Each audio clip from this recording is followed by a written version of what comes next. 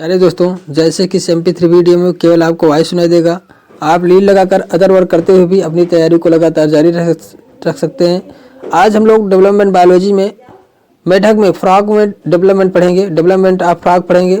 तो मेढक में किस प्रकार से परिवर्तन पाया जाता है, डेवलपमेंट पाया जाता है, लार्वा स्टेज आती है, जब जो है जायगोट बन जाता है, जायगोट के बाद उसमें किस प्रकार से लार्वा अवस्था आती है, लार्वा से अडल्ट किस प्रकार बनते हैं, ये सारी कंडीशन हम लोग आज डेवलपमेंट बायोलॉजी में देखेंगे। तो किसमें? मेढक में। मेढक का परिवर्तन, डेवलपमेंट ऑफ फ्रॉग। तो मेढक एक लिंगी प्राणी है। मेढक कैसा है? यूनिसेक्सुअल प्राणी है। जो मेल और फीमेल इसमें क्या होते हैं? अलग अलग होते हैं। या उभयचर प्राणी है, या जल थल दोनों पर रह लेता है। या जनन के समय लैंगिक द्विरूपता प्रदर्शित करता है। लैंगिक द्विरूपता मतलब होता है मेल अलग दिखाई देता है, प्रकार के कुछ लक्षण भिन्न होते हैं फीमेल से, तो दोनों जो है अलग अलग दिखाई देते हैं। उनमें उनके लैंगिक लक्षणों के द्वारा हम पहचान सकते हैं। इनमें लैंगिक आलिंगन मैथुन के बजाय इनमें मैथुन क्रिया नहीं होती है, और उसके बजाय मैथुन आलिंगन एम्प्लेक्सस मैथुन आलिंगन प्रक्रिया होती है। मैथुनी आलिंगन होता है लेकिन मैथुन क्रिया नहीं होती। इनमें मैथुनी आलिंगन होता है लेकिन मैथुन क्रिया नहीं होती है। ये इनमें फर्टिलाइजेशन जो होता है, फर्टिलाइजेशन होता है, बाहरी फर्टिलाइजेशन क्रिया होती है। और तो इनकी फर्टिलाइजेशन क्रिया क्या है? जल में होता है। कहाँ होता है? जल में बाह्य निषेचन क्रिया होती है। और इनमें जो एग बनते हैं, हैप्लॉइड अंडाणु और शुक्राणु केंद्रकों का समेकन होता है। जो जायगोट बनता है वह किसके द्वारा बनता है? स्पर्म और एग, अंडाणु और शुक्राणु के फ्यूजन से जायगोट का फॉर्मेशन बनता है। डिप्लॉइड यूगुलेज बनते हैं। मेढक में जो क्लीवेज होता है, क्लीवेज किस प्रकार का होता है? अनइक्वल होलोब्लास्टिक होता है। किस प्रकार का होता है?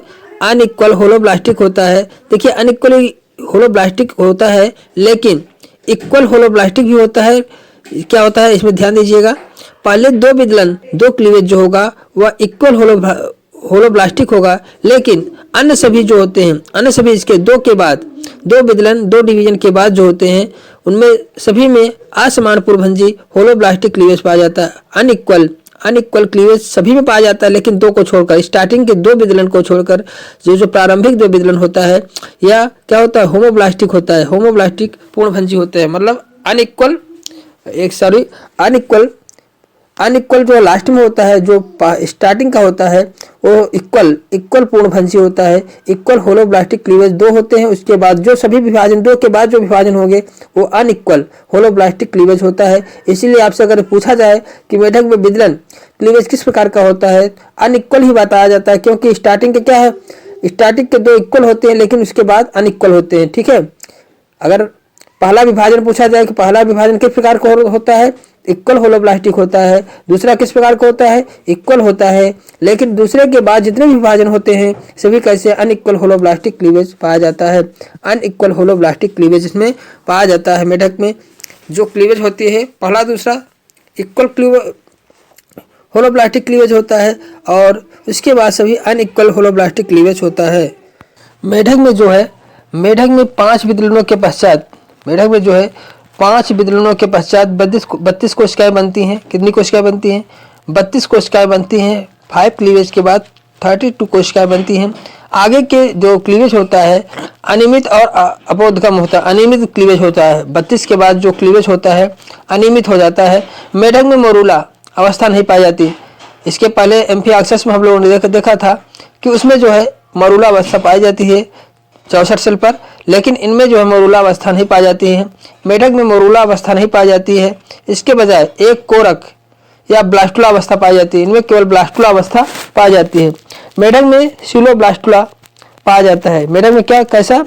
सिलोब्लास्टुला पाया जाता है। इनमें एक बड़ी अर्धगोलाकार गुहा पाई जाती है। सिलोब्लास्टुला में जो है एक अर्धगोलाकार गुहा पाई जाती है, जिससे प्राणी गोलार्ध में सीमित होता है, एनिमल पोल में सीमित होता है। जो एनिमल पोल में सीमित होता है, तो क्या होता है? मेढक में सिलोब्लास्टुला पाया जाता है। इसमें अर्धगोल गुहा पाई जाती है, जो कहाँ पाई जाती है? एनिमल पोल में पाई जाती है। सिलोब्लास्ट गुहा जो एनिमल पोल में पाई जाती है। इसके बाद आता है ग्रस्टुला भवन। ग्रस्टुला भवन की ग्रस्टुलेशन की प्रक्रिया से ब्लास्टुला से ग्लस्टुला का निर्माण होता है। ब्लास्टुला से क्या बनता है? ब्लास्टुला से ग्लस्टुला का फॉर्मेशन होता है। ब्लास्टुला के द्वारा ही ग्लस्टुला का निर्माण होता है। ग्लस्टुला की प्रक्रिया में इपीबोली या ईपी बोली या एम बोली के द्वारा पूर्ण होता है। क्लस्टरेशन की प्रक्रिया जो होती है किसके द्वारा पूर्ण होती है? ईपी बोली के द्वारा पूर्ण होती है, ईपी या एम बोली के द्वारा पूर्ण होती है। माइक्रोमीयर्स ईपी बोली क्या है? अब आपसे पूछा जाए ईपी बोली क्या होता है?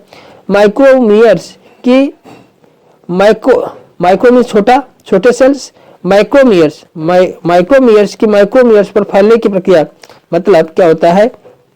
छोटे सेल्स जो होते हैं बड़े सेल पर फैलने की प्रक्रिया एपीबोली कहलाती है, एपीबोली कहलाती है। जब छोटे छोटे सेल जाके बड़े सेल के ऊपर फैल जाते हैं तो इस प्रकार से प्रक्रिया को क्या कहलाते हैं? ईपीबोली कहलाते हैं, ईपीबोली कहलाता है। इन्वर्जन की प्रक्रिया से आर्केंट्रॉन का निर्माण होता है।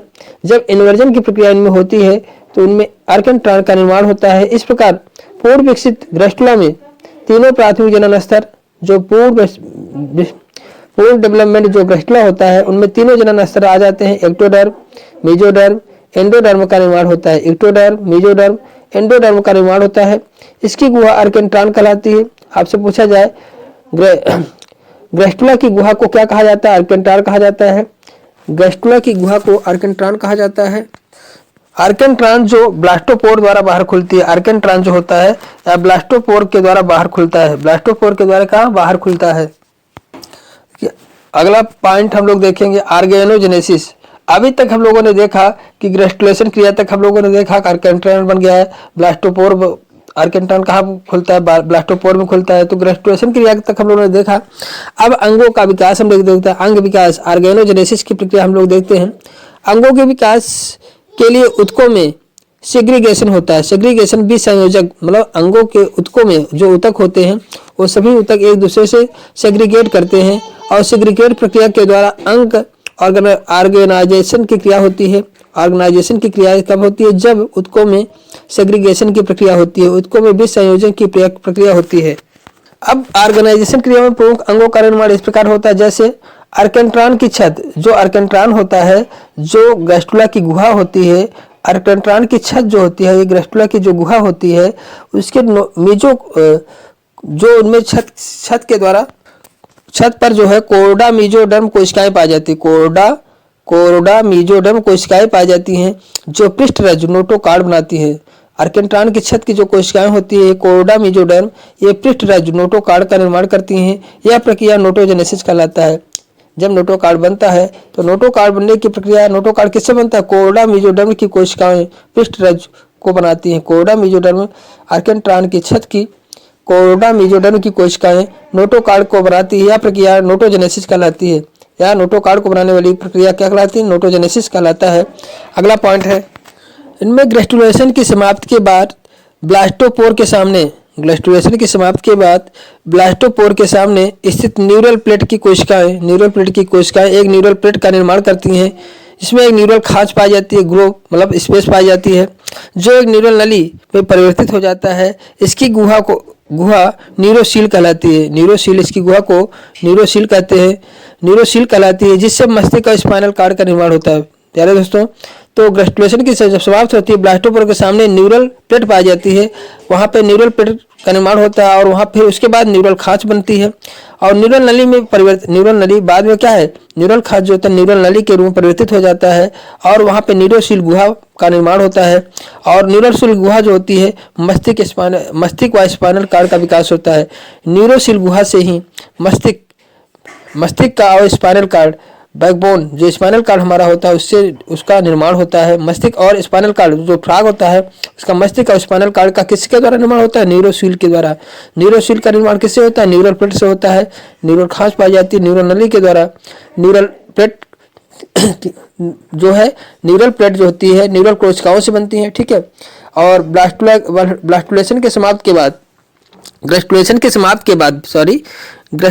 समाप्ति के बाद ब्लास्टोपोर के सामने जो न्यूरल प्लेट की कोशिकाएं होती हैं न्यूरल प्लेट का निर्माण करती हैं और इसके बाद न्यूरल खांच बनता है, न्यूरल नली में परिवर्तित हो जाती हैं। उसके बाद न्यूरल नली जो है न्यूरोसील बनाती है। न्यूरोसील के द्वारा ही मस्तिष्क और स्पाइनल कॉर्ड का विकास होता है। न्यूरोसील के द्वारा ही मस्तिष्क और स्पाइनल कॉर्ड का विकास होता है। इनमें जो भ्रूण बनता है इसके पिछले छोर पर ब्लास्टोपोर लंबा होकर झिरी बनाता है, अनुदैर्ध्य झिल्ली के जैसे संरचना बनाता है। मध्य भाग से किनारे तक जुड़कर आद्य प्रिमिटिव स्टिक का निर्माण करता है। झिरी के ऊपरी और निचले सिरे पर खुले रहते हैं। जो इनका प्रिमिटिव स्टिक होता है उसके ऊपरी और निचले सिरे खुले रहते हैं, जो न्यूरेटेरिक नाल एवं प्रोक्टोडियम बनाते हैं। न्यूरेटेरिक नाल एवं प्रोक्टोडियम बनाते हैं। प्रोक्टोडियम से गुदा और अवस्कर दाम का विकास होता है। प्रोक्टोडियम से के द्वारा ही गुदा या अवस्कर का निर्माण होता है, गुदा द्वार का निर्माण होता है। पार्शी लेटरल मेसोडर्म प्लेट के फटने से, पार्शी लेटरल मेसोडर्म के फटने से वाह भित्तीय स्तर, पैरिएटल लेयर, वाह भित्तीय और अंतरंग स्तर, स्पैंशियन लेयर का निर्माण होता है। वाह भित्तीय स्तर और अंतरण स्तर जो होता है का निर्माण होता है। दोनों स्तरों की स्पैंजोसील गुहा बनाती है। दोनों स्तर जो है स्पैंजोसील गुहा बनाती है, जिससे प्रगुहा सीलोम की शुरुआत होती है, जिससे सीलोम बनता है। स्पेंसोसील गुहा से के द्वारा ही सीलोम का फॉर्मेशन होता है।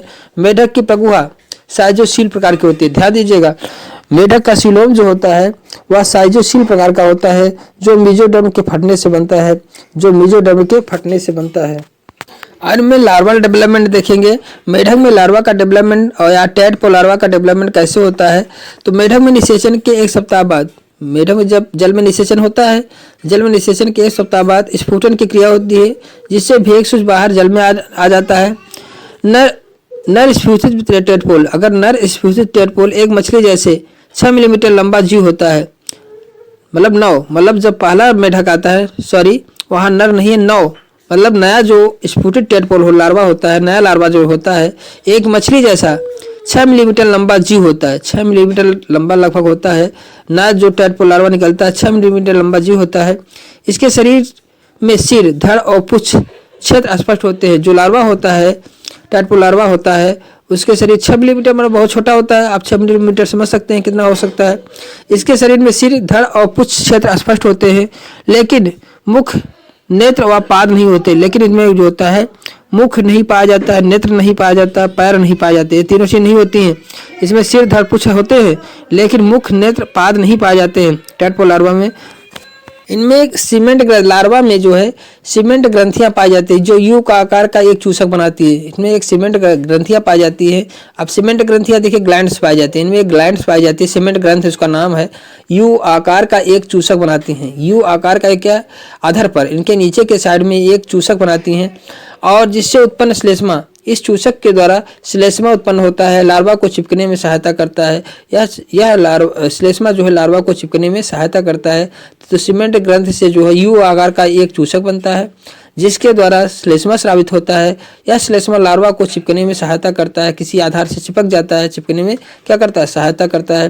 भेग स्विच की वाह क्लोम अवस्था, भेग स्विच की जो वाह क्लोम एक्सटर्नल गिल्स स्टेज में 3 जोड़ी शाखान्वित वाह क्लोम लंबाई में बढ़ जाते हैं। 3 जोड़ी शाखान्वित क्लोम लंबाई में बढ़ते हैं, जिससे पृष्ठ और पुच्छ पंख के सिरे पर संतत हो जाते हैं या शाकाहारी होता है। ये कैसे होते हैं? भेग स्विच जो होता है यह एक्सटर्नल ग्लिसलेट्स पाए जाते हैं इनमें, और ये क्या होते हैं, शाकाहारी होते हैं। कैसे होते हैं? शाकाहारी होते हैं। आंतरिक वाह क्लोम अवस्थाएं, आंतरिक क्लोम अवस्था देखिए 2 अवस्था बनती हैं।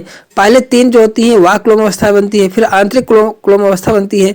इनमें अंतराकोमी पटों पर 4 जोड़ी आंतरिक क्लोम उत्पन्न होते हैं। 4 जोड़ी क्या होते हैं? आंतरिक क्लोम उत्पन्न होते हैं। ये धागे नुमा गिल तंतुओं से बनते हैं।